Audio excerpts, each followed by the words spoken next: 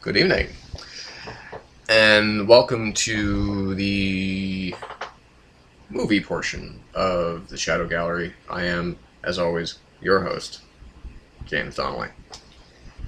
And I know that some of you are probably going to be disappointed that this is not a comic book review, but in fact, we're going to be talking movies. Because, I kind of planned this out a couple of weeks ago. Well, not a couple of weeks ago, but a week ago or something like that. Because it occurred to me I didn't do a year-end wrap-up of 2012's best of, worst of that I've done in the past. In fact, I can't even remember if I really did one last year. I know that I did it on. Tumblr. By the way, if you don't, I don't really put much on Tumblr, so those of you who already know probably know the address, but if you don't, it's theshadowgallerycomics.tumblr.com. Of course, you'll find famously my the short fanfic Punisher story that I wrote, of course, very long fanfic Batman comic that I wrote that is decidedly unformatted. And I think there's even the fully formatted first issue of the comic book, the first issue of the first comic book that I wrote, well, recently, called Intergalactic Blues, which I've changed to Interstellar Blues, but one way or the other. So I figured, while I'm on my hiatus, on my sabbatical for new comics, bitches, then I figured, well, might as well do the movies because, I know what I want to talk about, what I want to say, and I know I know that we're at the end of May now. It is Memorial Day weekend, and we're already well into another year of films. But I haven't seen that many 2013 movies, but I've been chipping away slowly at a lot of the films in 2012 that I've wanted to see. And want to talk about some of the obviously the best films, the worst films, the biggest surprises, the biggest letdowns. So that's what we're going to talk about here tonight. So first, we're going to talk about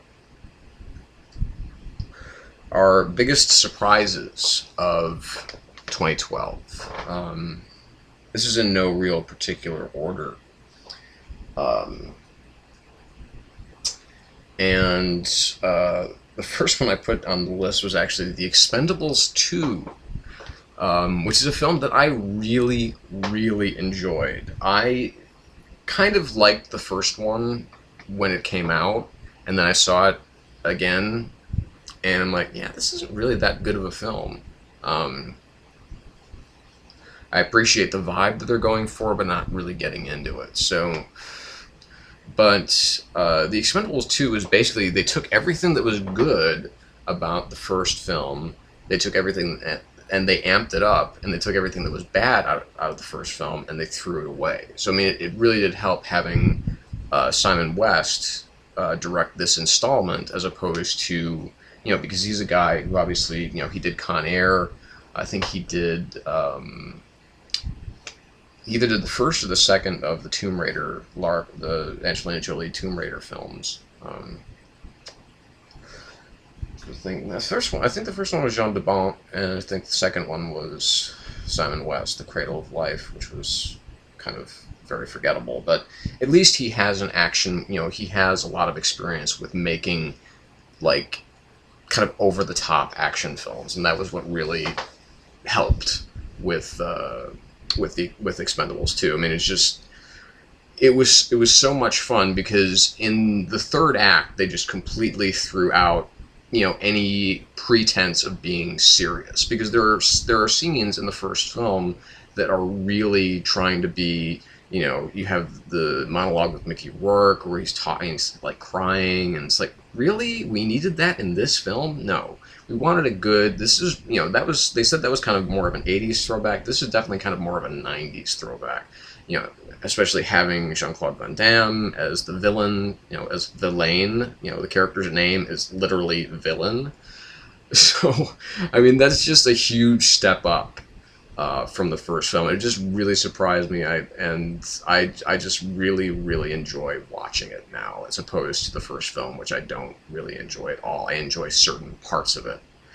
You know, it's just, they just amped up everything. It's totally in video game world. And that was what I really liked about it. Speaking of video game world, another big surprise was WreckIt Ralph.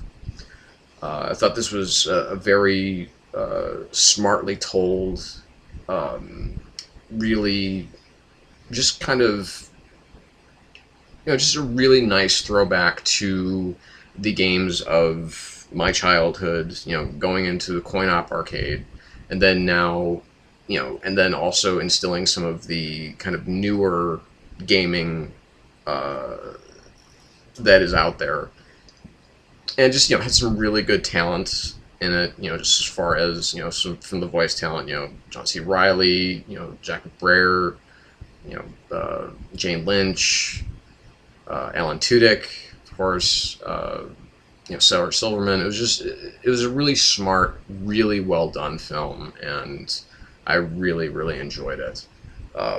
And the Blu-ray for it is great because it has the, you know, they've been doing this a lot lately on, especially on Disney DVDs, where they've been putting in, when you hit the pause menu, or when you hit the pause button, it goes to a kind of, like a menu, kind of, like an intermission, if you will, and instead of just the picture being frozen in time, it actually brings up, in this particular case, now the other one from 2 years ago was the Muppets that really had that going for it, and this one, of course, you know, it has Chris Hardwick, of course, Nerdist, and he's talking about, you know, all these little factoids about the games, and, you know, some parts of the movie and his own experiences, and that was just neat. I thought that was really fun. Another big surprise was Seeking a Friend for the End of the World with Steve Carell and Keira Knightley. Because we're used to, you know, when I first saw this film, when I first saw the trailers for this film, I was like, oh, this kind of looks like shit. Because it kind of just, you know, it looks like kind of a standard, you know, kind of faux rom-com that had, you know, that's like kind of raunchy and kind of, you know, silly, and, you know, it doesn't really take the idea of the world ending seriously at all.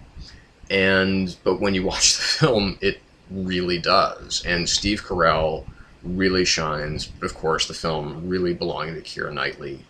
She's just magical in this film. I am so in love with her now that she's not doing those fucking awful, like, Pirates of the Caribbean films anymore, because she's just really stretching herself out and doing all this really unusual work, and it's terrific. I'm loving. I'm in love with her in a way that I never was when she was wearing, you know, corsets and, you know, waving swords around, and just, you know, kind of. That to me was really boring, but seeing her now in films like this, and films like A Dangerous Method and Never Let Me Go, you know, it's really been a good time for her, you know, to explore her, you know, kind of non-action, you know, tentpole movie self, and she's pretty extraordinary. So. And, you know, of course, it has a lot of, you know, kind of guest appearances. You know, T.J. Miller and Patton Oswalt, of course, is in it. And he's, you know, he just kind of has more of an extended cameo. Martin Sheen also having, you know, kind of an extended cameo as well. But it's just, you know, it's a really heartfelt and very funny movie. I mean, it is really funny at times. Billy Peterson, you know, just it's very smart, very well done, very surprisingly moving, and great kind of devastating ending. Really, just terrific film. Goon, which is a film I honestly never would have even looked twice at if it wasn't on Netflix Instant, and I hadn't heard some good things about it. But this is the film with Sean William Scott and Liev Schreiber, and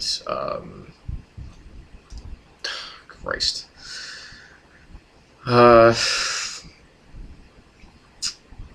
the girl from Scott Pilgrim and The Newsroom, and I feel so shitty for not remembering her name right now.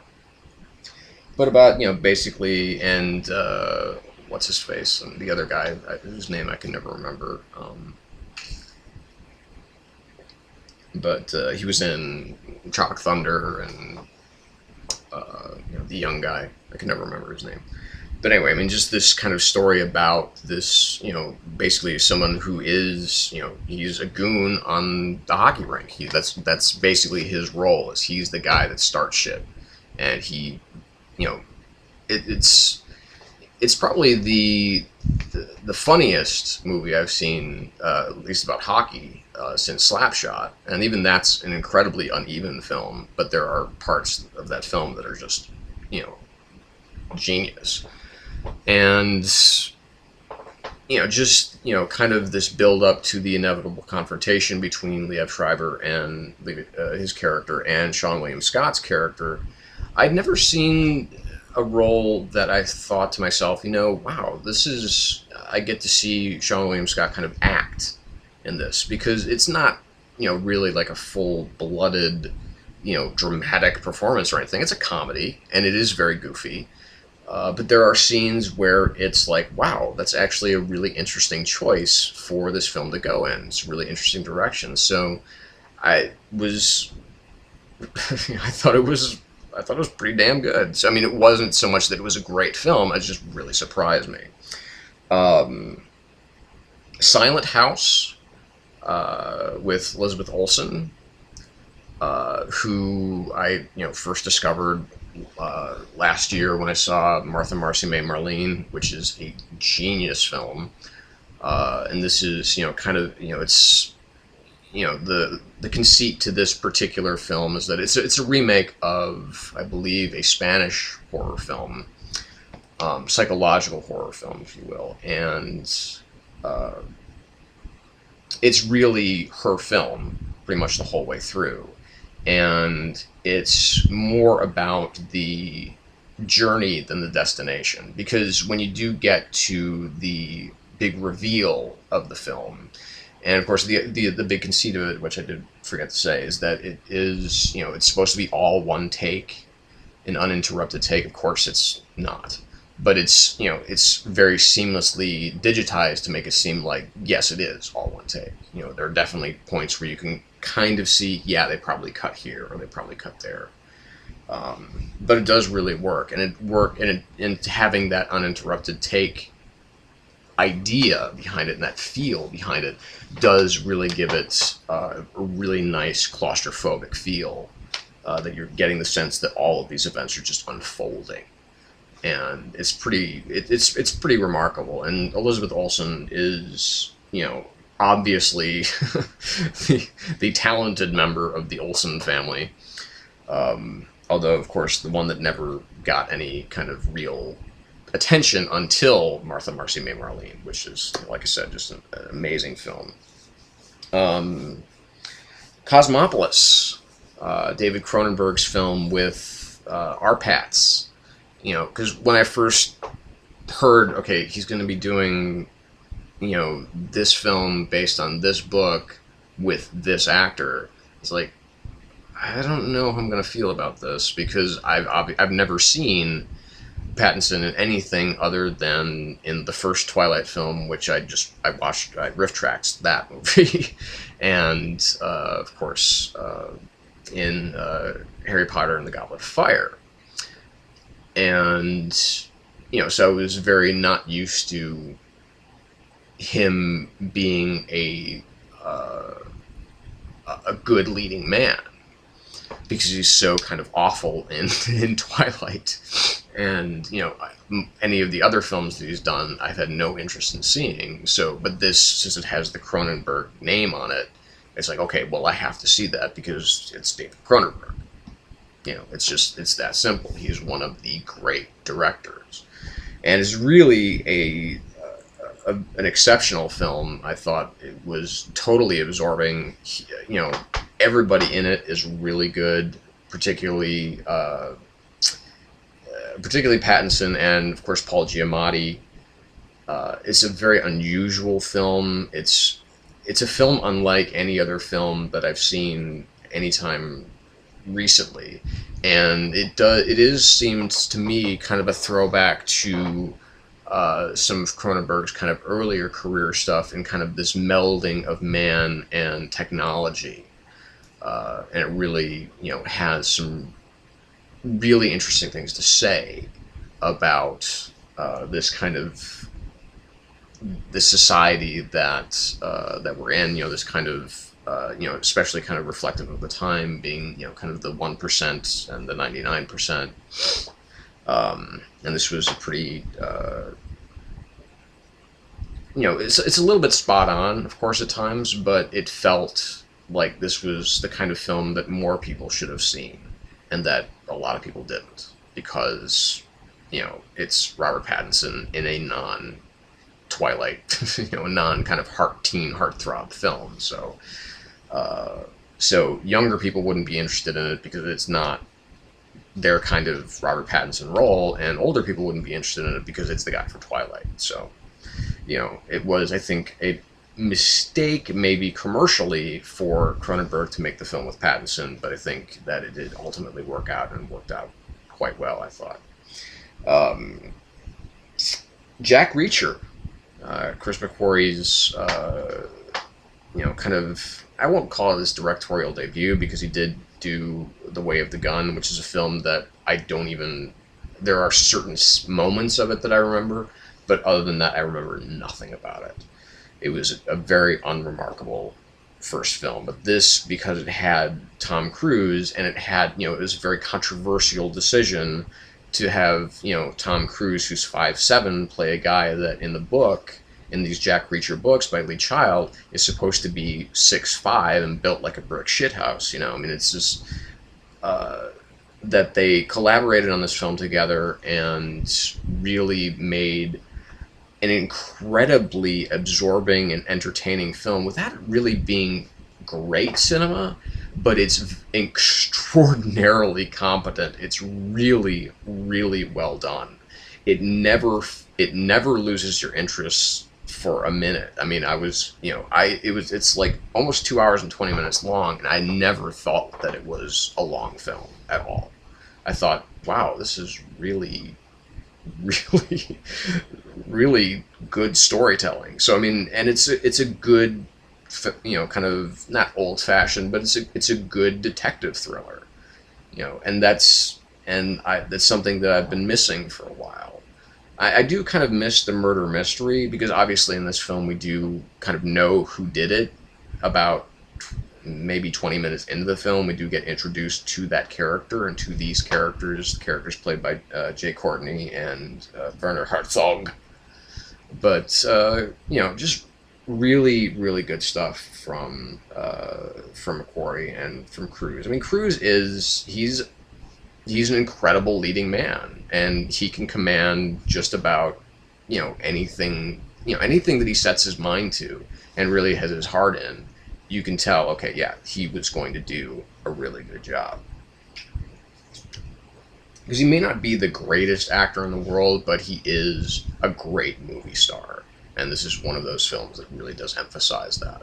And I'm hoping that the success that this film has kind of found on video and you know, rentals, purchases, so on and so forth, will maybe set the tone for adapting another of the Jack Reacher books, because this is a character I'd like to see again on screen.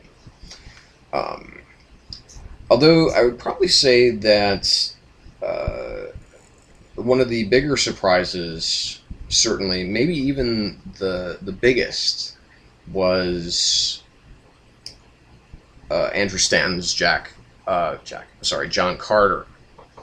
Because this is a film that I went into fully realizing that it's probably going to look beautiful, but it's going to be kind of bad, just because of what everybody was saying about it, that it was, such a huge bomb at the box office, really underwhelmed and underperformed. And I thought to myself, everybody who was watching that film and gave it a bad review, what the fuck film were you watching, man? This is awesome. I mean, it's visually astounding. It's probably one of the, best visual films I've seen since probably Avatar. And I know that's kind of the audience that they were probably going for, but, it has, this was definitely not Taylor Kitsch's year, being in two very high-profile flops, being in this, and then also being in Battleship. It was definitely, and he's not, unfortunately, a very good actor, but he is definitely passable as John Carter, but the supporting cast is what crushes it, and it's just Andrew Stanton's understanding of the world that he's, allowing the this universe that he's created, adapted from, of course, from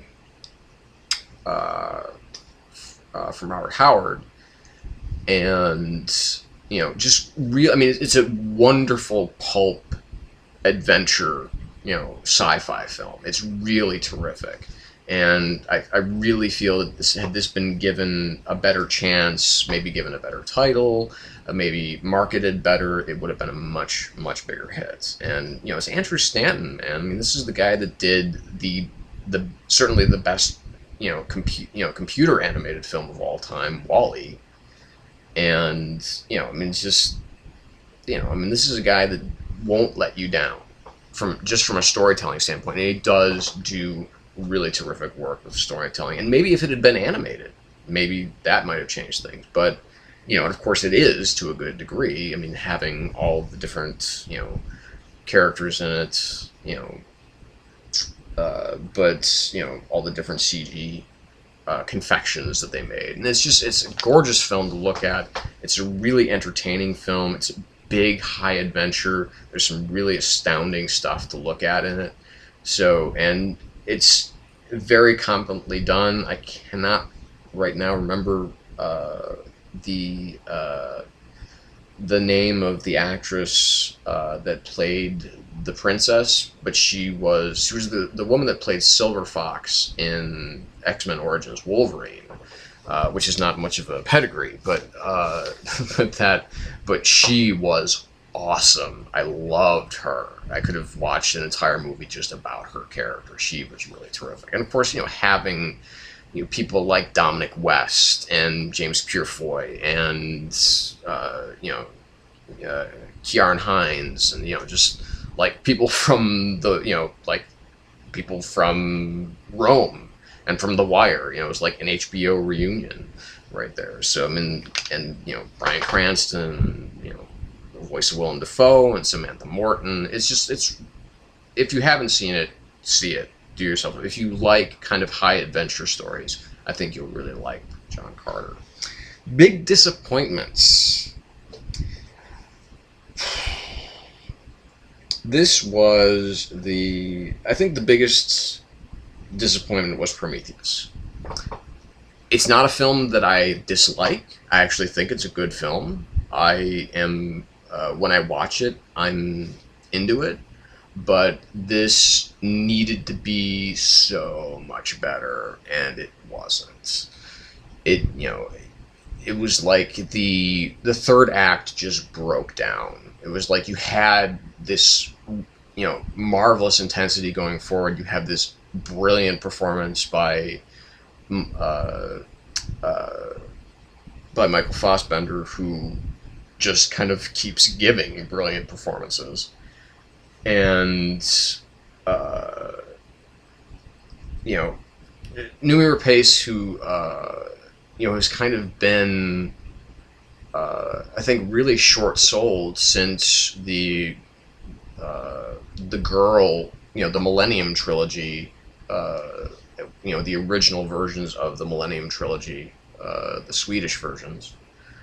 Someone who was an incredibly dynamic force on screen in those films, and now, you know, she's kind of being put in these roles that aren't really right for her. I mean, you know, Sherlock Holmes Game of Game of Shadows, and this, and that film that she just was in, I think that was The Dead Man Down, which is actually from the director of Girl with the Dragon Tattoo trilogy. So it was just, you know, I mean, of course you have, you know, some really, you know, astounding visuals. You have some really smart storytelling for the first two acts. You have that great, incredibly unsettling, you know, self C-section scene that is performed. You know, I mean, I do like how it ties into the alien universe. You know, being, you know, I see. Honestly, can't remember if it's just Wayland or if it is Weyland-Yutani at this point in time. The company, although absolutely the wrong film for Charlize Theron, is an awful, you know, just an awful character to have to play. I mean, because that's one thing. If you're going to cast, you know, if you're going to create a character that you're supposed to kind of dislike, follow the, you know, you have to follow the examples that are set before you, such as, you know, James Cameron did with the character of Carter Burke in Aliens. I mean, if we're even going to be talking about the same cinematic universe, because I mean, that's somebody that you kind of start off as liking, and then you totally despise by the end of the film, and that's just the direction I really felt that they should have gone with. But then the third act is on such autopilot that it's just like, oh my god, what the hell is going on here? I don't understand. I mean, there's a lot of big ideas, and, you know, Damon Lindelof, you know, really trying to, I mean, like, hammer home some of those ideas, and Ridley Scott, you know, obviously doing a really commendable visual job with the film, but just doesn't quite weave the storytelling together in a way that feels at all coherent by the time that you're done with the film. So that was, while being a good film, was very disappointing. This was not a surprise for me, to be quite honest. I wasn't really expecting to be a huge fan of this film anyway, but it was still disappointing. That, of course, is The Amazing Spider-Man. You saw my review on that. I'm not going to get too much more into it, but it was almost upsettingly wrong on a lot of different levels. You know, and there are some Spider-Man fanboys out there that really disagree with me. And that's good for them, you know, but I just thought this was not a good film at all. I felt that it was, that the mood, the tone, so much was off about this film, that they didn't tell enough story to really make me care about any of these characters as much as I cared about Peter Parker, you know, and Aunt May, and, you know, Uncle Ben, and, you know, Harry Osborn obviously is not in this film, but I think that was one of the genius things that Raimi did with the first film, is that he created the structure for the universe. He introduced you to all of the key players in that film, in his first film. And this, we have just tiny hints of things to come, of villains to come, of supporting characters to come. You mean the first film, just, you know, the original Raimi film, even though it's not a great work of art, is still, in my opinion, far superior to this. So, like I said, if you want to hear more of my thoughts on that, go watch that review. It's quite long, it's quite in depth, and it's not very flattering. I think maybe another huge disappointment for me was the Bourne Legacy. The Bourne Legacy was a film that I thought was just surefire. I mean, it was going to be, you know, okay, it's, you know, we've got, you know, a lot of people kind of returning for this film. We've got actors like Jeremy Renner, who I think is absolutely great. I mean, if you haven't seen him in the Hurt Locker, and if you've only seen him in the Avengers, you don't really have a sense of what his talent can be, and he's a pretty extraordinary actor.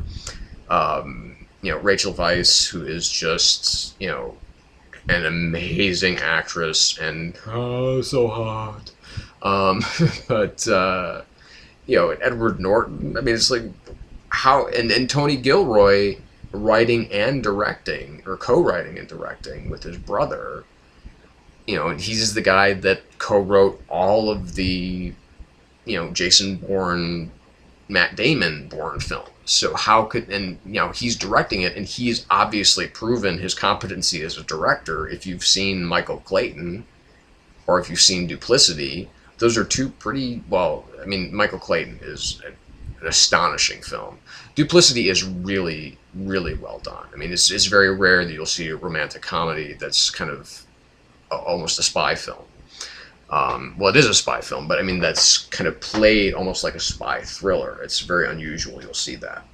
But it seemed to have everything pointing in the direction of this will be really cool. And it's a first act, it's a second act, and there's no third act of the film at all. It doesn't even get to any kind of dramatic resolution. There seems to be nothing at stake here. We don't really get that invested in the characters. It just went wrong. It just went wrong in a lot of different places. So I feel really bad about it. I feel bad about disliking it, but it's not a good film. Another huge disappointment for me was Lawless. Having seen The Proposition and really kind of loving The Proposition, John Hillcoat and Nick Cave, who is as an artist I really respect, but as a singer I kind of hate. So it's very hard for me to listen to his music unless it's being sung by somebody else. By the way, if you haven't heard Johnny Cash's rendition of his song, of Nick Cave's song, The Mercy Seat, do yourself a favor, go on iTunes right now, or on Amazon MP3, or whatever, and just listen to it, because it's fucking great. It's like, for instance, it's like Hendrix doing Dylan. It's like that kind of level of craftsmanship. It's like, it's so much better when it sounds done by Jimi Hendrix, but, you have to respect where it came from. Anyway. But Lawless, with such an astonishing cast of people, obviously with the exception of, Shia LaBeouf, who does a really, plays easily his most complex character, but, I mean, just, people like, Tom Hardy, Guy Pearce, Jessica Chastain, who was naked, thank you. And yes, I like to see women naked, to me. And I especially like to see redheads naked. Especially redheads like Jessica Chastain, who are beautiful naked. But this just had, like, this really epic quality to it. And it, like The Proposition, I thought it was going to be very lyrical about its settings and its surroundings. And it just didn't live up to the promises kind of set forth, and Gary Oldman, who basically it's just, again, kind of an extended cameo, doesn't, he's kind of, it kind of seems like a miniature version of either his performance as Jackie Flannery in State of Grace, or, of course, there's a little hint of Norman Stansfield in there, but, I felt that this movie should have been so much better, and it wasn't. So it just, it's good, but it's a 3 out of 5 stars. It's slightly above average, but not by much. Runners up for our countdown.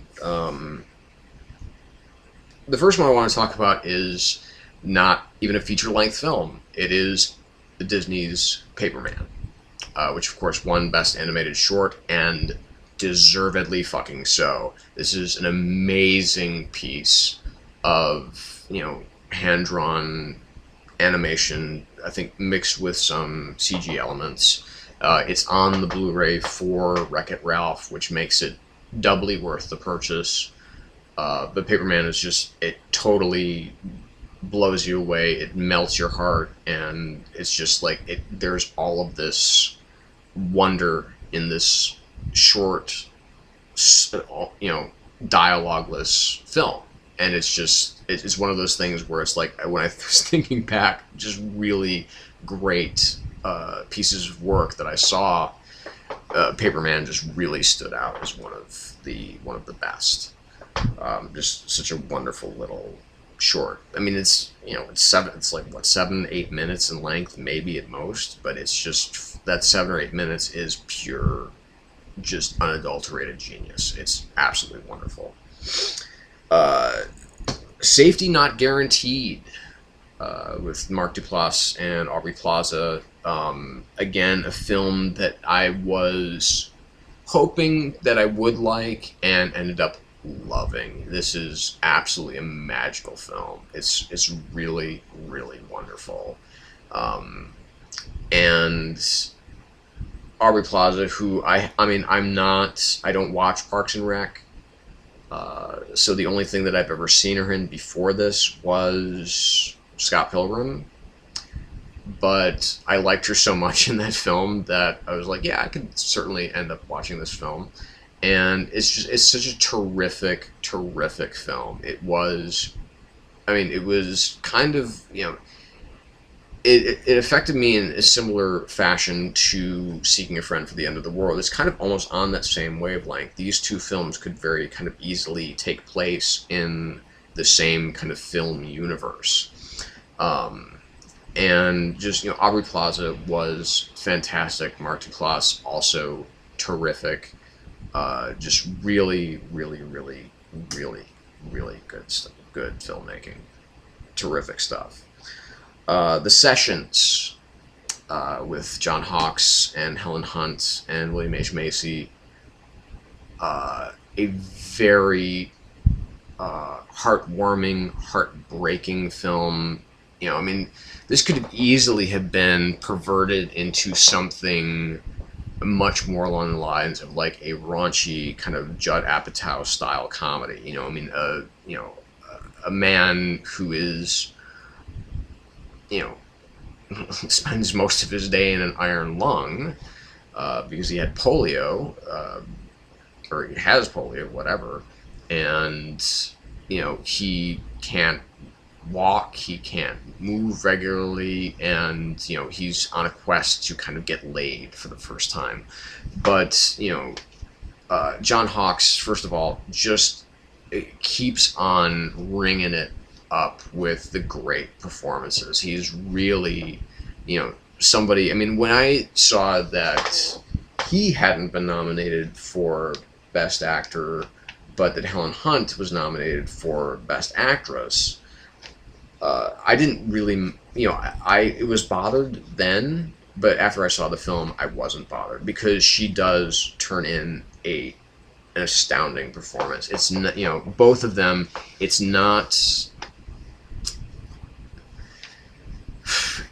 just nothing of what you think it's going to be, and it's such a wonderful story, and it does break your heart ultimately, but at the same time, it really fills you with this kind of sense of joy,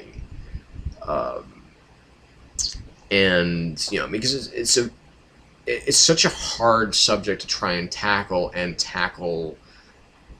tastefully.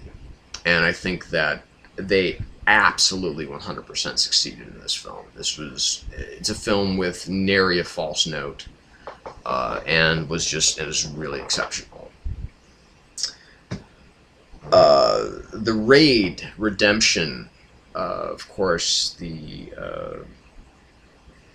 know, the film that is, you know, has become recently kind of one of the gold standards of new action cinema.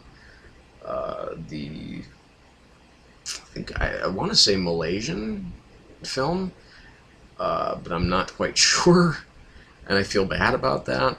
But just, I mean, it is slap bang. You know, there are sequences in this movie that are like, holy shit. I mean, it just never stops.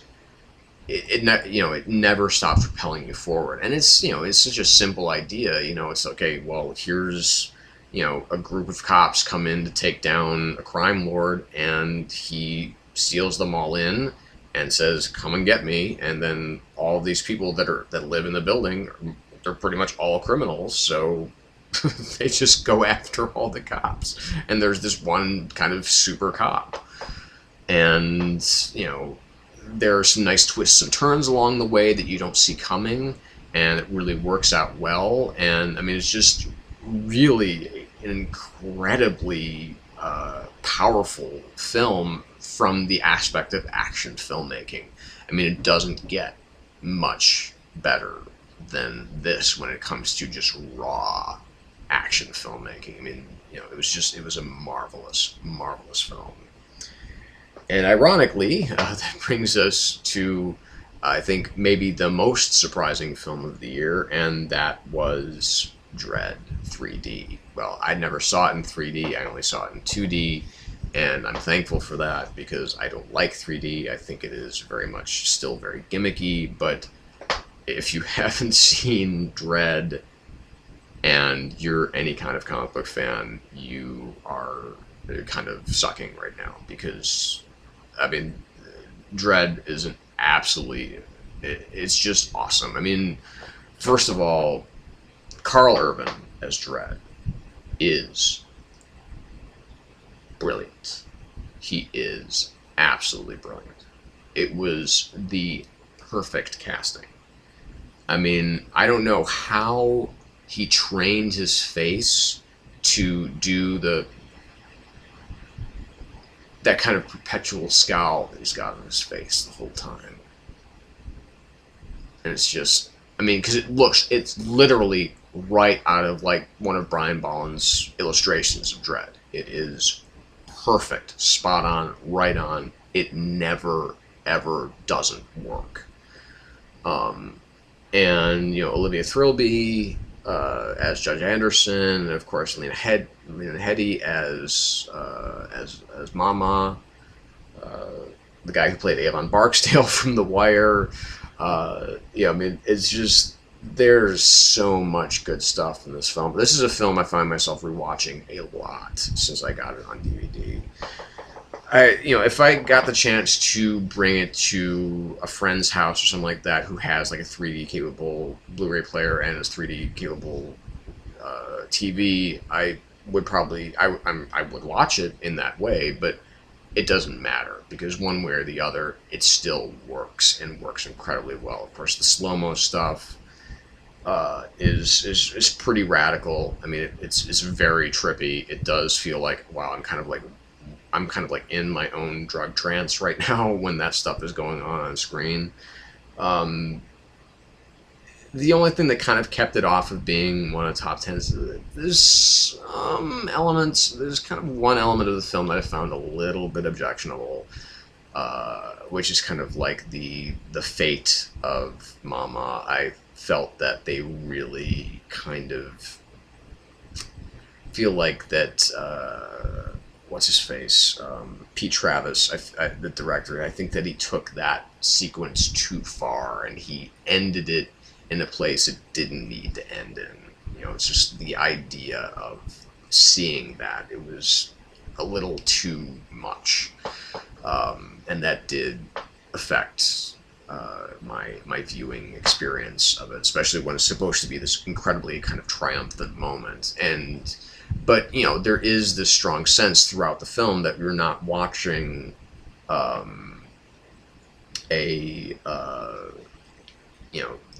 that obviously this is a very, first of all, it's a very dystopian future, and it is, this is a very kind of fascistic,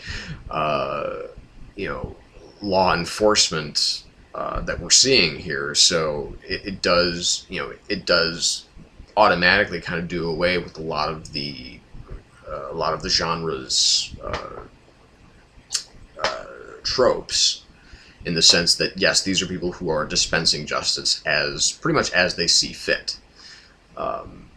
And the law, or the laws that they are enforcing, are incredibly harsh. So, you know, I do still enjoy most, you know, merely as kind of a very campy film. I do enjoy the Stallone Judge Dredd, but fucked if I could say that this isn't, you know, I mean, just wasn't a pretty astonishing film, and incredibly, I mean, it is, you can of course argue for the point that this was kind of a film that was maybe a little bit inspired, shall we say, by the Raid Redemption, but they're different enough to work. The plot, of course, is very similar, but, you know, both films are different enough to really work on their own, and under their own merits, and under their own steam.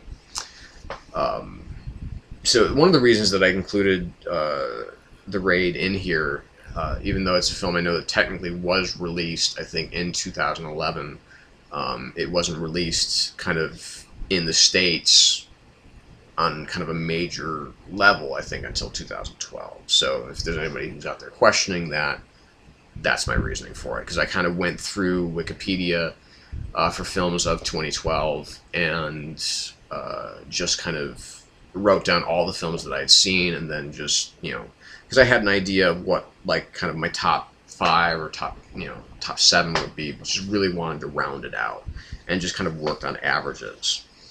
Now I'm going to talk about the worst films of the year. So we can get that out of the way, so we can get to the top 10. Worst films of the year. There's 4. I wanted to do 3, but there were really 4 because they were so awful. The first one, and this is kind of in order. First one is Ghost Rider: Spirit of Vengeance. God, oh my God. I mean, this is a film that, I mean, is from top to bottom. I mean, I felt bad for a lot of the people that were in this film. A lot of the people that I like Idris Elba. I mean, I know that Anthony Stewart Head has a very small cameo in the film, and it's not even really a cameo, because most people probably have forgotten by now who the hell Tony Head is. But I mean, it's just, you know, I mean, Neveldine and Taylor, who did the Crank films, which is like a, you know, and of course the film Gamer, which is where they started to take themselves too seriously. They definitely felt like they were in Crank mode in this film, but they were kind of hobbled by the fact that they had to make this a PG-13 film.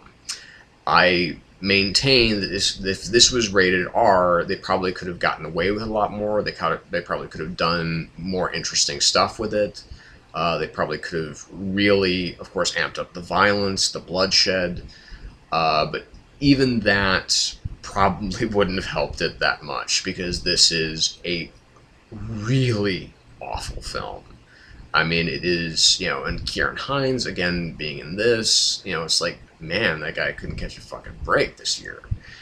You know, I mean, not in being in necessarily just bad films, but just, you know, huge, you know, kind of failures.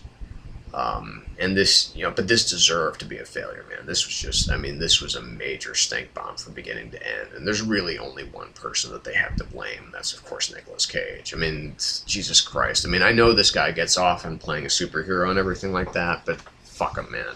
He doesn't deserve this kind of play. You know, I mean, the guy hasn't really done a great performance since 1995. You know, it's almost 20 years now that he's been making kind of really, really shitty films. In many respects, there, of course, are a few standouts.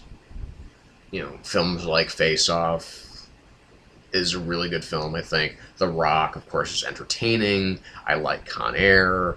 But that's really kind of, you know, it was in the 90s that pretty much I felt that his career kind of just bottomed out. I mean, and then he just kept making shit film after shit film after shit film. And it was just, I mean, it's just embarrassing at this point in time. It's just embarrassing.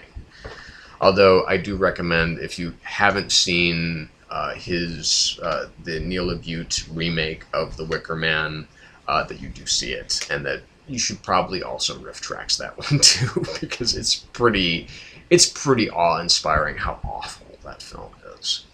But this was also just a major piece of shit. Just wow. Number 3, The Raven. This, of course, being from James McTeague, who directed the film that no one should ever have made, which is V for Vendetta. And that is, I actually really tried to judge that film just merely based on the merits of it being a film independent of the comic book that inspired V for Vendetta, and it's still not a very good film.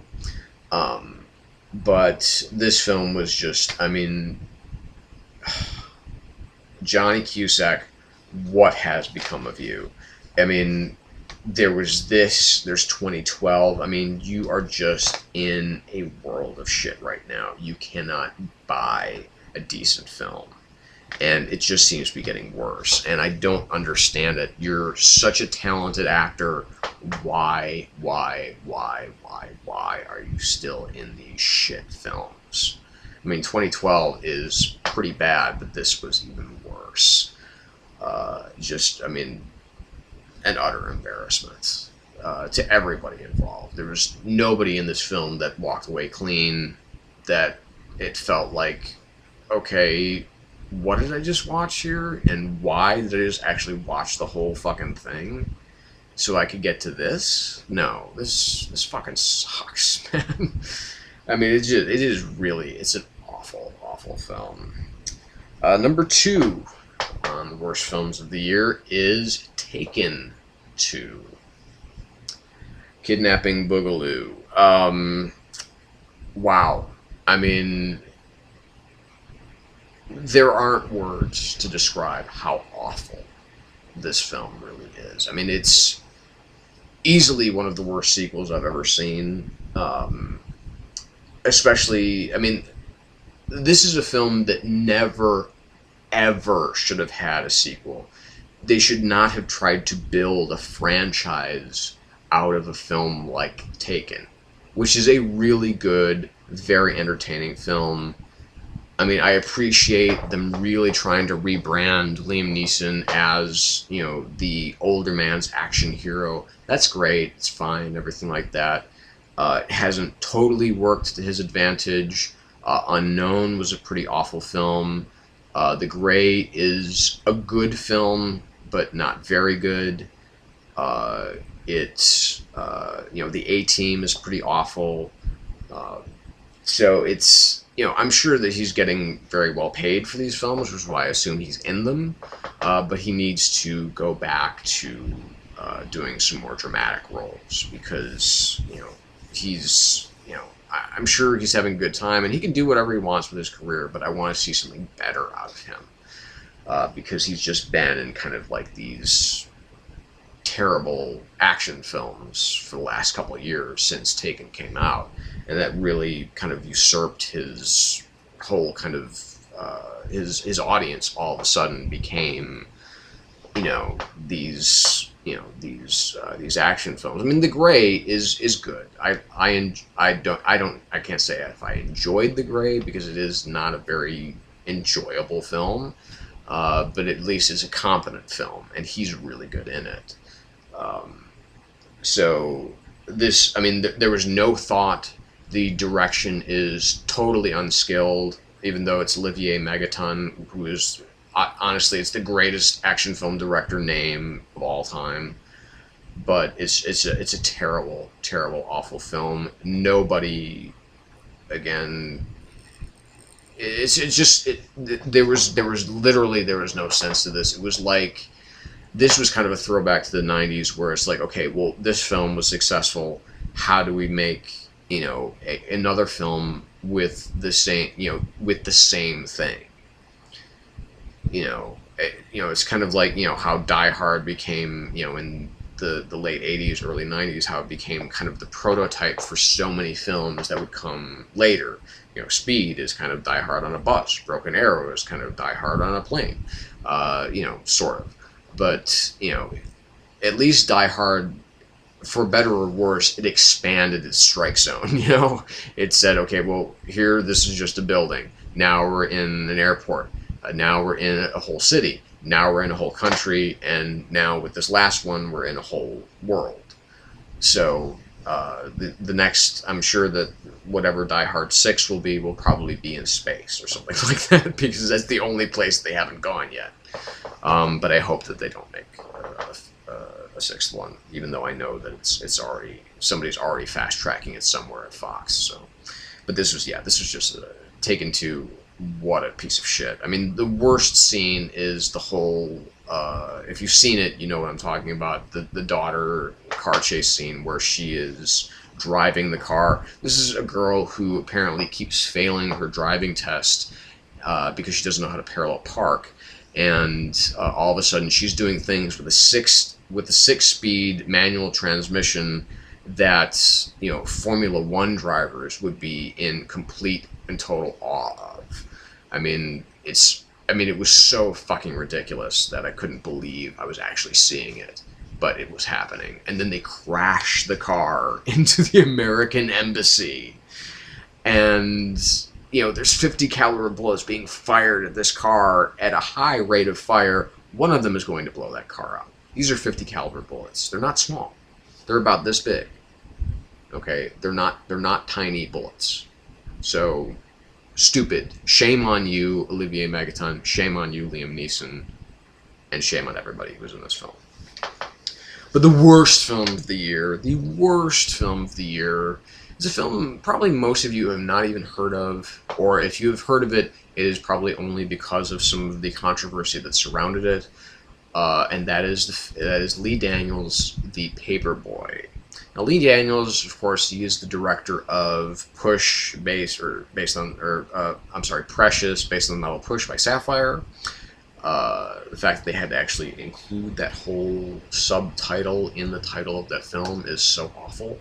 But he won Independent Spirit Awards for that film, for the directing of that film. It was a very highly acclaimed film in regards to, I'm talking about Precious, which I haven't seen because I just don't have any interest. But this, because it had the cast that it did, because, you know, it has Matthew McConaughey, it has Nicole Kidman, it has John Cusack, has David Oyelowo, or how exactly his name is pronounced. But of course it has also Zac Efron and Macy Gray. And so I thought, okay, well, this will be, you know, kind of a nice, this kind of pot boiler of a, you know, kind of sexual, you know, kind of, sort of thriller, you know, it's kind of 70s throwback exploitation, whatever, and it's just a complete pile of dog shit. I mean, every second that I watched the film, I kept saying to myself, this has got to get better. It's got to get better. It has to get better. Because, I mean, you don't assemble this many talented people into one film. People like McConaughey, people like Kidman, people like John Cusack, without it eventually getting better. And it actually keeps getting worse. And you don't understand why. You don't understand what the fuck this movie's all about. Of course, the controversy that this film brought about was, there's a scene in which Zac Efron goes out swimming and he's trying to impress Nicole Kidman's character, who is whatever, and gets stung by jellyfish and comes back to shore, and of course Nicole Kidman has to urinate on him, in which they show I mean, it's not graphic or anything, but it's obvious that you know what she's doing. And just the fucking film makes no sense. I mean, there's nothing that the film does, and oh my god, I mean, the only person that walks away from this film with any shred of dignity is Matthew McConaughey, who is doing, honestly, the best work that he's done probably ever in these last couple of years, with films like The Lincoln Lawyer and Magic Mike, and a film that we're going to talk about in a bit as part of my top 10. But he actually has a decent performance in this film. His character arc is beyond stupid, though, and Nicole Kidman giving the worst performance of her career. But of course, the major standout as far as badness is concerned is not Macy Gray or Zac Efron. It's John Cusack. Again. It's like, I mean, my head was like exploding while I was watching this film. It's like, why, Johnny? Why? I mean, in not that long ago, we had Grosse Pointe Blank. We had High Fidelity. We had Grace Is Gone. These are really... I mean, Grace Is Gone isn't that great of a film, but he's really great in it. But, I mean, Grosse Pointe Blank and High Fidelity are fucking... I mean, they are instant classics. And it's not that long ago. So what the fuck are you doing, Johnny? I mean, you're a hometown boy. I went to the same school as you. I went to the same acting school as you did. I mean, we're kin. We grew up in the same area. I mean, there's gotta, hear my pleas. First of all, learn to spell on Twitter. And second of all, please start picking better projects again, or else you're just gonna kind of be on my shit list forever, and I don't want you there. You're the guy that should have won an Oscar by now, okay? And you haven't. And at this rate, you're not going to, okay?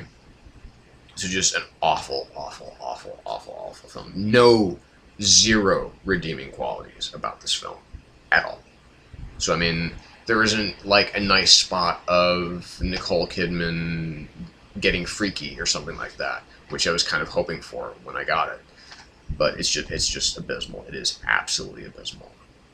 I don't know if it'll be one of the worst films I've ever seen, but it's certainly the worst film of 2012. Let's talk about the best ones, okay? So we're going to start, of course, number 10, working our way up. Number 10 was Martin McDonagh's Seven Psychopaths. Wow. What a great film. I mean, and just, it's smart enough to never let the audience know quite what it's up to. It's filled to the brim with, just tremendous performances. I think that the entire cast of this film was robbed pretty heavily when it came around to awards time. I mean, at the very least, I felt Sam Rockwell deserved a nod. Christopher Walken also is kind of his film, and even I would even say more so than Sam Rockwell, deserved some recognition for his work in this film. The Put Your Hands Up scene is an instant comedy classic. Colin Farrell, Woody Harrelson, Tom Waits. It's just, and yes, the film itself is very metatextual. It is not meant to be taken 100% literally, because you do see how the events on screen that are in the screenplay of Martin's character, that played by Colin Farrell in the film, kind of play out. That even the female roles in the film are a little bit shoddy. Abby Cornish, Ola Kurylenko, the female characters are all kind of dismissed pretty quickly.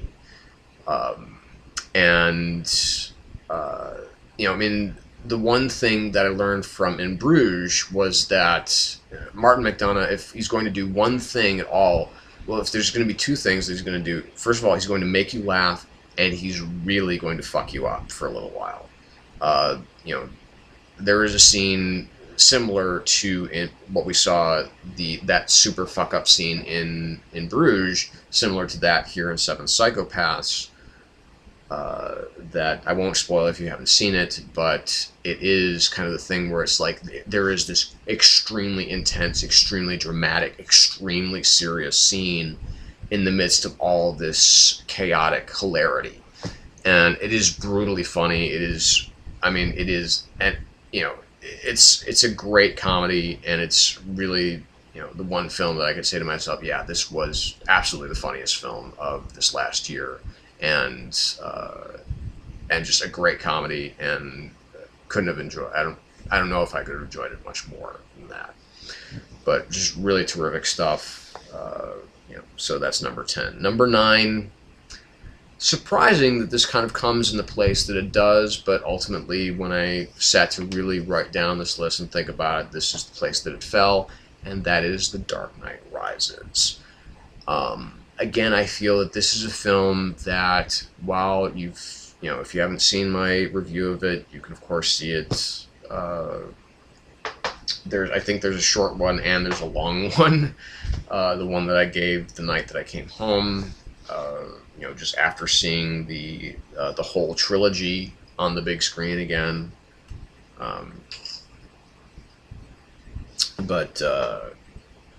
This film is incredibly intense. It's really, really, really well done. There is a epic ambition to this film that it never quite fulfills, unfortunately. But forgiving that, which is very easy to forgive with a film of this quality, yes, there are moments where you kind of scratch your head and it's like, yeah, obviously that's some kind of fan service there. The reveal of Talia, of course, that is much more fan servicey than anything else. You know, the ending of the film is still very questionable to a lot of people. But again, this is Nolan's Batman, and it's not the comic book Batman. Even though Batman Begins is obviously, you know, very much the comic book Batman, but you could see that he definitely started to stray away from that kind of more comic booky element. Where it's kind of lifted straight from the page in The Dark Knight, and then, but also with this film, he's going kind of, it's kind of almost coming full circle for these three films, because it was like, you know, you had this, you know, this great superhero movie at the very beginning with Batman Begins. Then you had this incredible crime drama in, you know, this kind of incredible epic crime drama that just happened to have a superhero in it in The Dark Knight. And then you had this, which was kind of a combination of the two. And it's a little uneven. It's not perfect, but it's as close as we could get to a satisfying ending to this trilogy. And it's pretty awe-inspiring when you stop to really think about it. I mean, just from a cinematic viewpoint, this is a pretty astonishing film. You know, Christopher Nolan really, really knows how to tell a story, even if he can't tell it in the depth that he would like to tell it. He at least knows how to tell it visually and knows how to tell it well.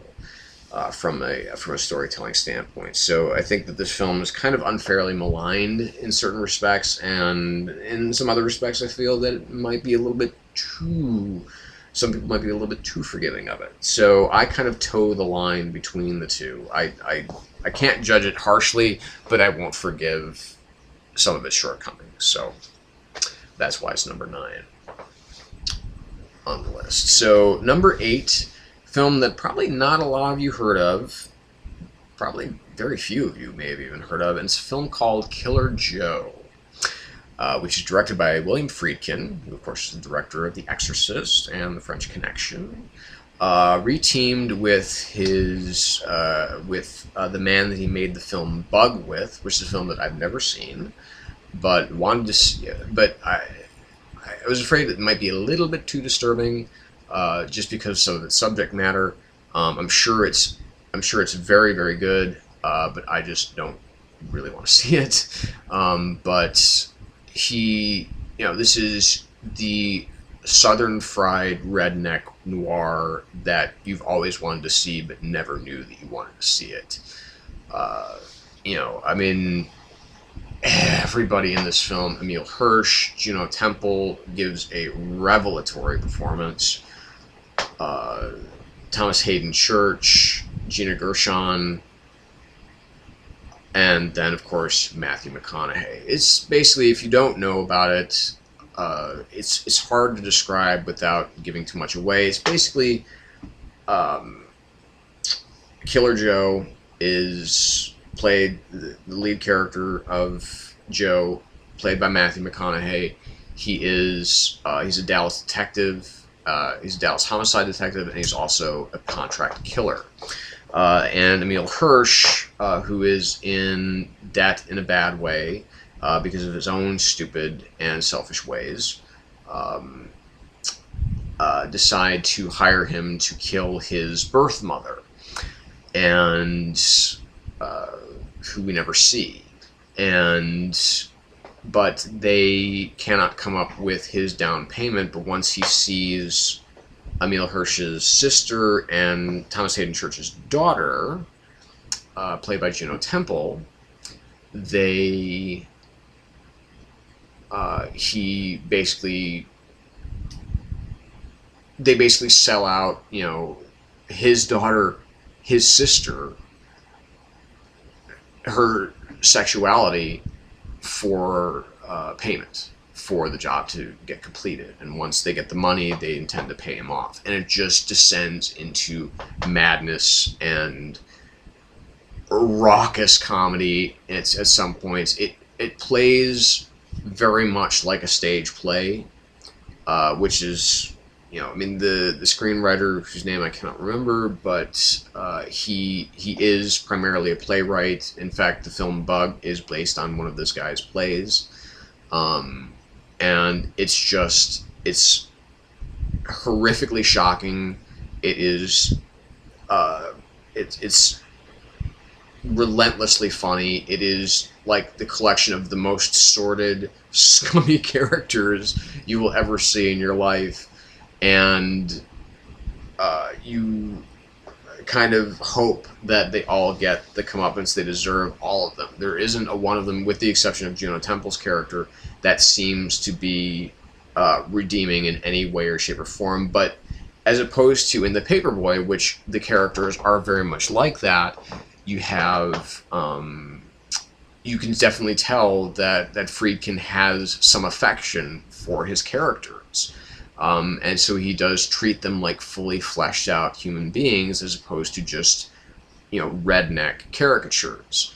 And the performances speak to that, and Matthew McConaughey gives what is easily his best work ever here in this film. It's an incredibly unsettling film. It's an incredibly funny film. It's an incredibly unusual film, and it is absolutely worth seeing. So please, if you have not seen it, get it. Number 7 is Zero Dark 30. Catherine Bigelow and Mark Bowles follow up to The Hurt Locker, of course, based, Osama bin Laden, UBL, the manhunt, chronicling from one person's point of view, even though point of views do shift throughout the film. Jessica Chastain. I'm going to go off on a little bit of a rant here, because I did recently see, just either earlier this week or late last week, I saw Silver Linings Playbook. Silver Linings Playbook is, of course, Jennifer Lawrence won the Best Actress Oscar for her work in that film. And that film, of course, being directed by David O. Russell, who his last film was The Fighter, in which Christian Bale won the Academy Award for Best Supporting Actor. They're essentially Silver Linings Playbook and The Fighter are almost the exact same film, which is one of the things that bothers me about Silver Linings Playbook. It's still a good film. It's still a very competently made film, and Jennifer Lawrence's performance is pretty fucking great. But it's a really showy, big performance, as opposed to the beyond restrained performance of Jessica Chastain in this film. And Jessica Chastain was fucking robbed. I mean, it's sinful how badly she was robbed. I mean, I know that, you know, the Academy likes to shake up things every once in a while by kind of going with the person that you don't think, but also another really big thing here is that Zero Dark 30 is from Sony Pictures, and it's, you know, just kind of like one of their subdivisions or whatever you want to call them, and it's not really, it didn't get the kind of Academy push that it needed for being the film that it is. And I was really surprised by that because, you know, I mean, it was, you know, like one of the Critics' Choice for Best Films of the Year. You know, it easily seemed to be the front runner for a long time that Zero Dark 30 was going to win Best Picture. And by the Golden Globes, it had all of a sudden had become like, it was almost a non-entity because this is the same thing that happened. I mean, this has happened a number of times in recent years. Miramax, and of course, the Weinstein Company, Harvey and Bob, who used to basically kind of run Miramax, you know, their big thing at Oscar time was to make this huge ad push. I mean, it was like almost a presidential campaign in the sense of how they were trying to sway Oscar voters to vote for their film or to vote for their performers or what have you. And that has really paid off in huge dividends to them in as far as some of the films. I mean, like Shakespeare in Love in 1998 beating Saving Private Ryan? I don't think so. When we look at films over the course of history, we're going to see that Saving Private Ryan is going to be a film that will be remembered. Shakespeare in Love is a film that I have largely forgotten, and for good reason. It's not a terribly great film. It's a good film. It's kind of fun, but it's really, I mean, come on, that Saving Private, even The Thin Red Line, for Christ's sake, I mean, is such a better film, which also came out the same year, and I would have said that The Thin Red Line should have won, honestly, for that year. I think that was the best film of that year, but whatever, I'm not an Academy voter. And so, and of course, it was Miramax did that back then. Of course, it's been the Weinstein brothers and Miramax kind of doing the same thing since then. This is one of the reasons that The King's Speech beat out The Social Network back in 2010. And certainly the reason that Jennifer Lawrence beat out Jessica Chastain for her work in Zero Dark 30.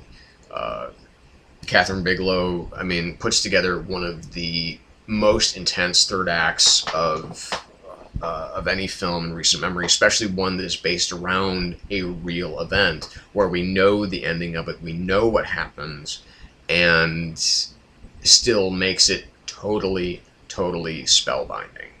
I mean, that's good work. When you can do that with something, yeah, you know how it's going to end because it's based on something that really happened, but if you still somehow manage to make that shit suspenseful, you've created something that's pretty awe-inspiring. And I'm so angry that this film didn't get a lot of the kudos that it deserved. Okay, so moving on. Number 6, and this is, I think, the earliest entry from this year as far as films that came out. And it was, of course, I knew it was going to be forgotten, and this was not a film that I expected to be, this is going to be on people's short list for Best Film of the Year. But, of course, is Josh Trank's Chronicle. Uh, Now, Josh Trank, because of this film, was hired to do Fox's reboot of the Fantastic Four, and if anybody deserves to make a full-fledged comic book movie, it is this guy. Chronicle is an amazing feat of using the trope of the found footage, and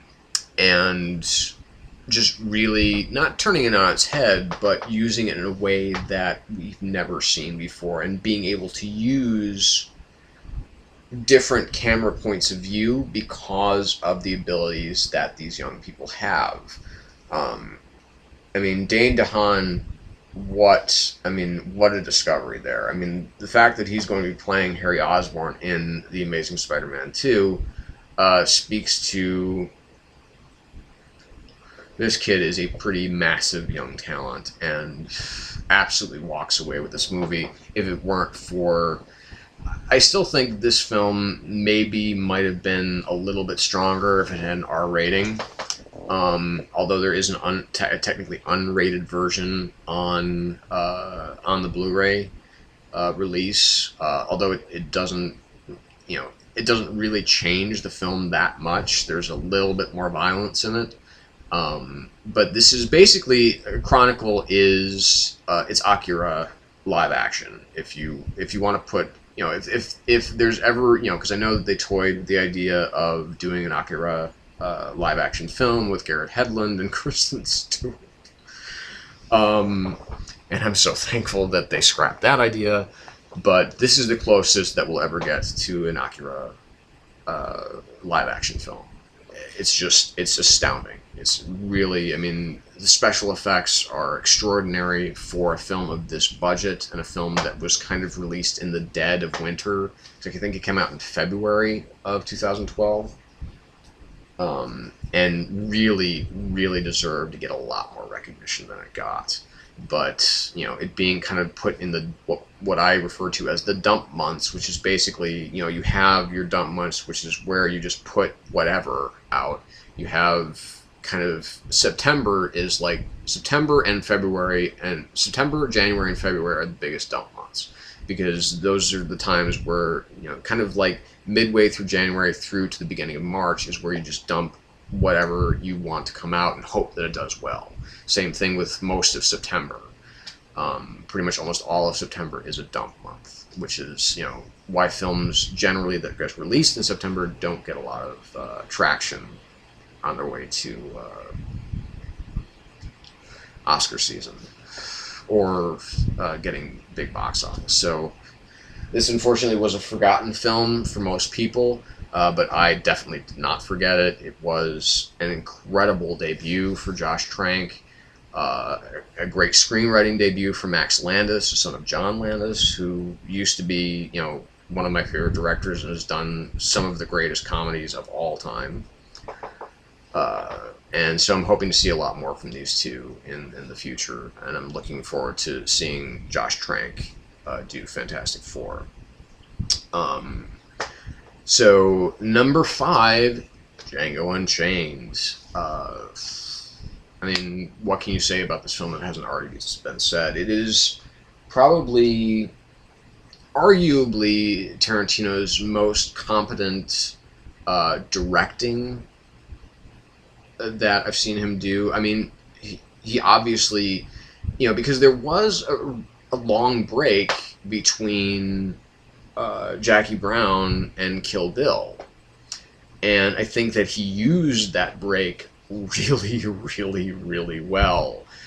Is that he just really wanted to fine-tune his visual style. And if you look at his earlier films, if you look at Reservoir Dogs, if you look at Pulp Fiction, if you look at Jackie Brown, these are very well written, not the most interesting visual films that you've ever seen, but once you got to Kill Bill, it was all of a sudden, this was like a completely new director. We were seeing something that we had never seen from Quentin Tarantino before, is that he actually has a pretty distinctive visual style.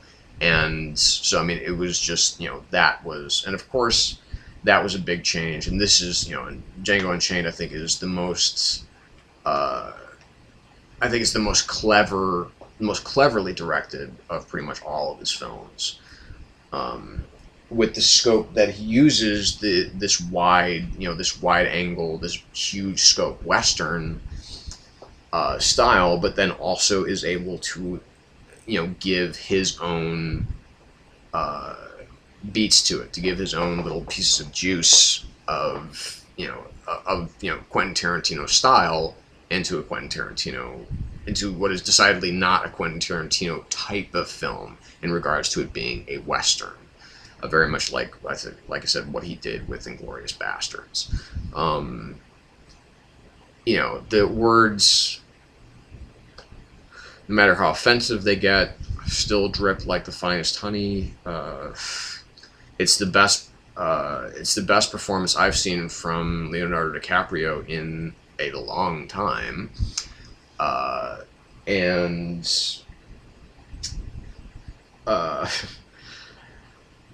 You know, of course, Christoph Waltz, very much deserving his second Academy Award for Dr. King Schultz. I mean, you know, Samuel L. Jackson, just so perfect in this film. The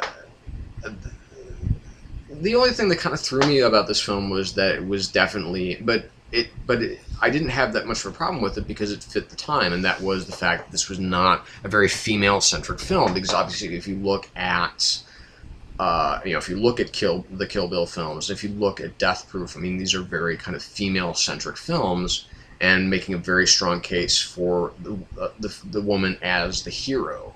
Whereas in this film, it's very much a man's world, so it's much more difficult to get away with that kind of revisionist history.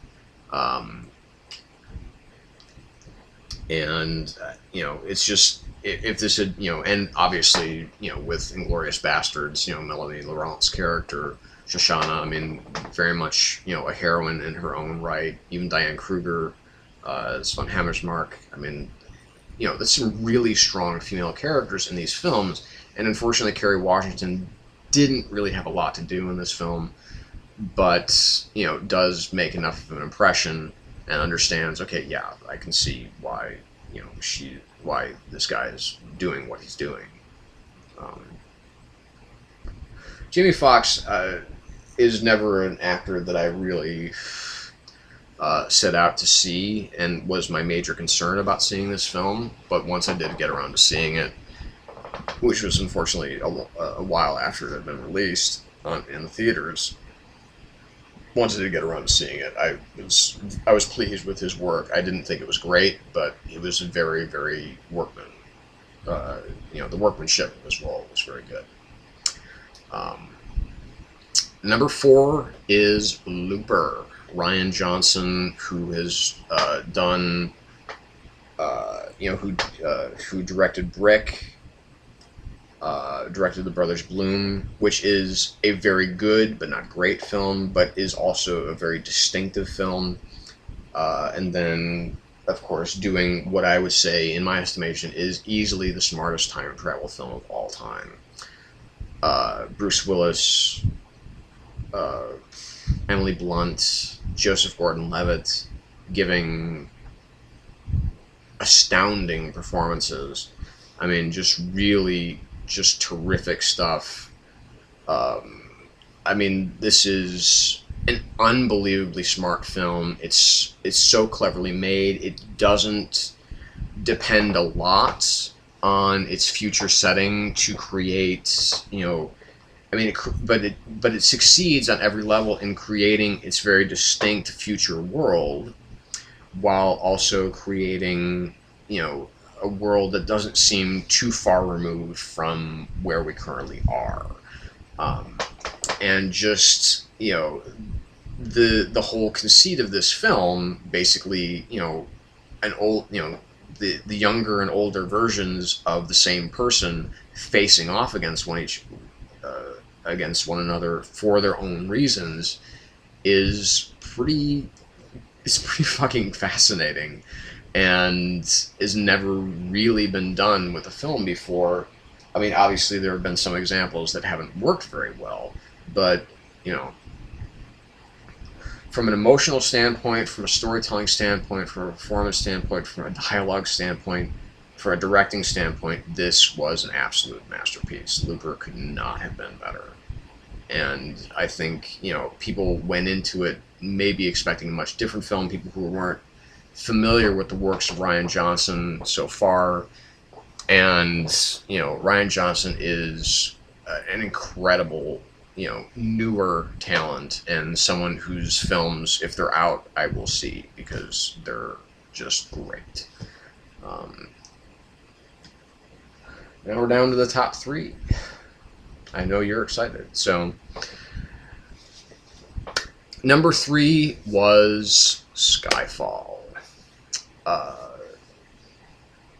As much as I love Casino Royale, Martin Campbell's kind of reboot of the Bond series, introducing Daniel Craig as the new Bond, this, you know, that was very much kind of a, you know, we're reframing the whole argument here. We're bringing Bond back to square one. And then following that up with Quantum of Solace, which was a very poor film. But then you get, you know, a quality director such as Sam Mendes, and you get, I mean, just everything about this film is perfect. You have, you know, I mean, an extraordinary supporting performance by Javier Bardem. You have, you know, easily Craig's best outing as Bond. You have, you know, Judi Dench. You have Albert Finney.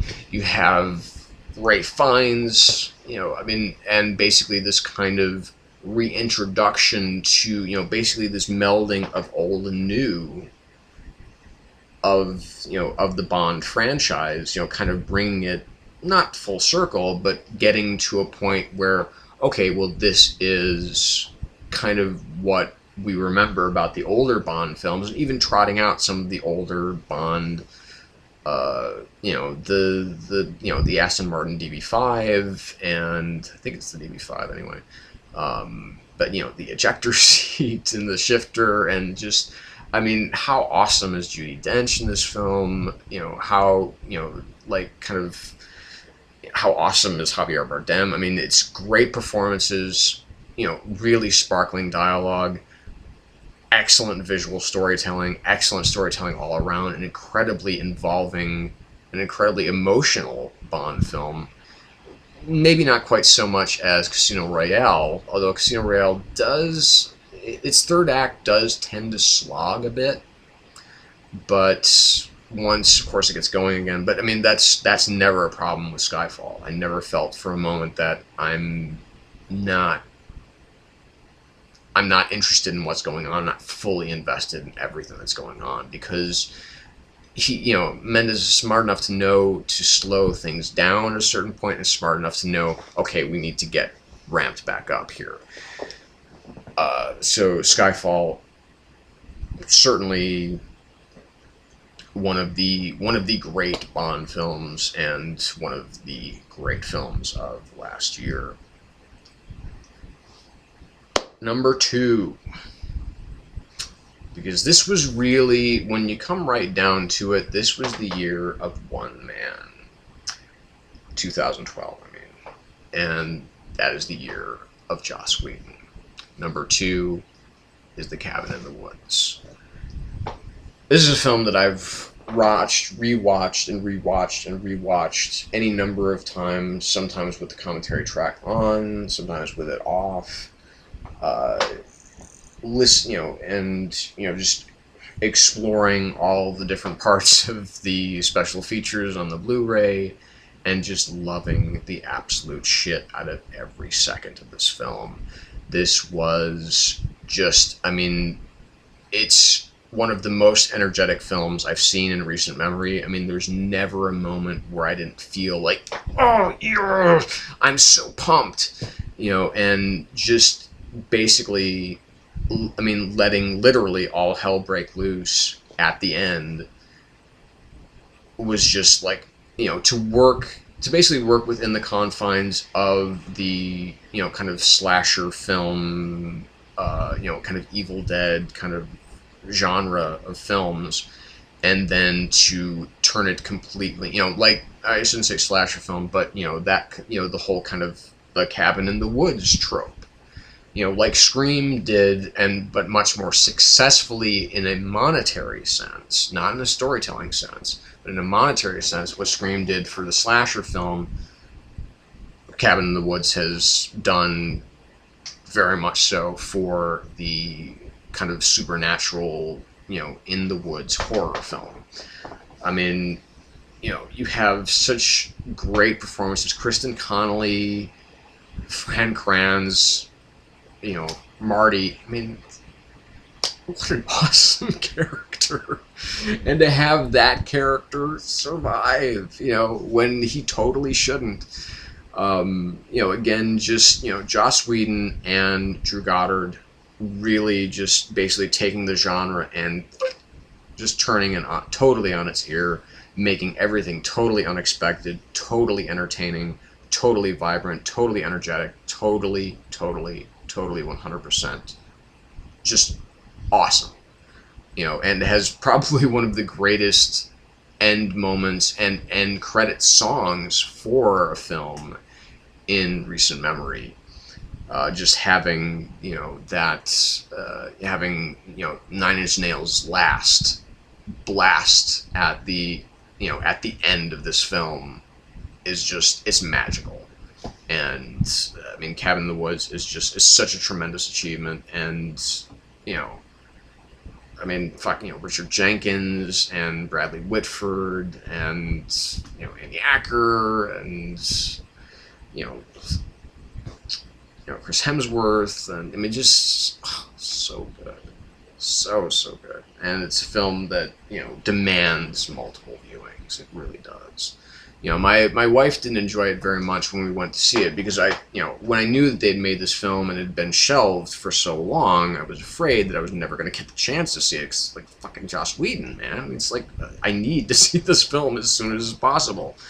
And, of course, had been put on, essentially a 3-year back burner in development hell until they could get someone finally come and pay for its release on a wide scale. And it, of course, because it came kind of right around the same time that, it was in that,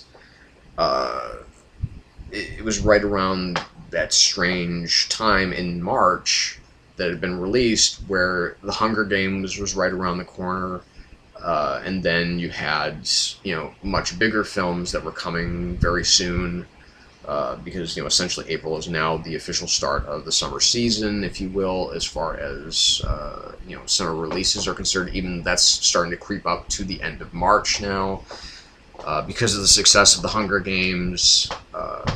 Again, summer films seem to kind of keep getting released earlier and earlier each year. So, but this is definitely one of those films that's like you'll never forget it, and you'll always kind of love it unless you just My wife, like I said, Kat didn't like this film that much when she first saw it, but when we rewatched it a couple of times, she's like, yeah, I enjoy this film a lot now.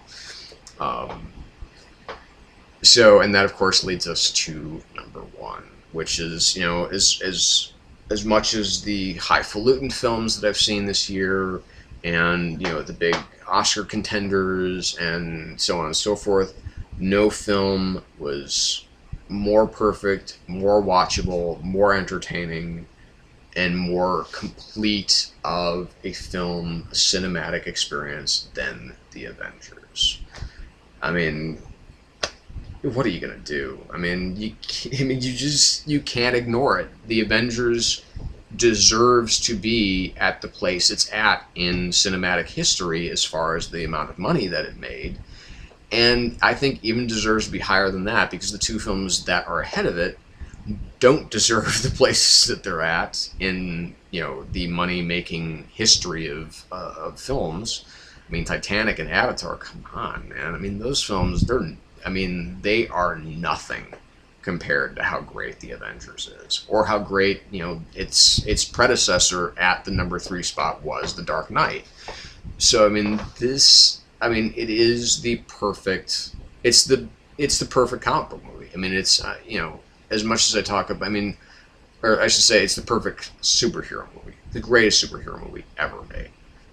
And it'll be a long time before one that comes along that even kind of matches the quality of this film.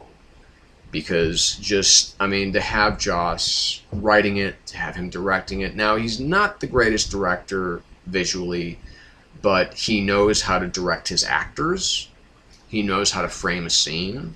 And he really knows how to write great character work. And he knows how to give everybody their own unique voice. And ultimately, that's what really it boils down to when you look at the Avengers and what it's done, is that to be able to give everybody their own moment, be able to give every hero their own voice. I mean, he's kind of got his own work cut out for him when it comes to Avengers 2, but, you know, damn if Joss Whedon isn't finally, you know, a name that's actually being used to sell things now. I mean, you know, if you look at the trailer for Agents of S.H.I.E.L.D., you see, you know, from Joss Whedon. You know, unfortunately, you don't see anything about Buffy or Angel or Firefly or Dollhouse, even though you should. You see, you know, from the man who brought you the Avengers, here's Agents of S.H.I.E.L.D. And that's how they're going to sell Joss Whedon films from now on. Probably. You know, depending upon it. Because I know that he's got, I want to say it's like Behind Her Eyes or something like that. I know that he has like this metaphysical romance film that he had written that, you know, he's trying to get off the ground. But, you know, if there's one thing that this film really guarantees, I bet that Joel Silver is really kicking himself in his own ass right now for the fact that he passed up on Whedon doing Wonder Woman. Because, for Christ's sake, you know, this is a guy that, you know, he does a pretty good superhero movie and probably could have done wonders with Wonder Woman. But I guess we'll never know. Anyway, so that's it for my year-end 2012 movie wrap-up. I know it's whatever. It's the 26th of May of 2013. So yeah, I'm a little late to this party. But like I said, I wanted to get more films under my belt because I just recently had seen Lincoln, and I'd seen, like I said, Silver Linings Playbook, and just tonight I saw Flight with Denzel Washington, and, you know, these films are good. Lincoln was very good, but still kind of has some problems. So that, you know, none of these films that I saw could kind of crack this list. So that I really wanted to wait until I'd gotten a really concise, you know, best as I could, to the best of my abilities. There's still films I haven't seen yet, Life of Pi, Beasts of Southern Wild. I don't really have that much of an interest to see Les Miserables, but whatever, you know. So that's it. Thank you for watching. I know it's been a long one, and like I said, if you are waiting for New Comics Bitches to come back, it might not even be New Comics Bitches anymore, or it, like I said, it's just, like I said, I'm still working it out. I'm trying to get there, so just hope that when you do see it, that it will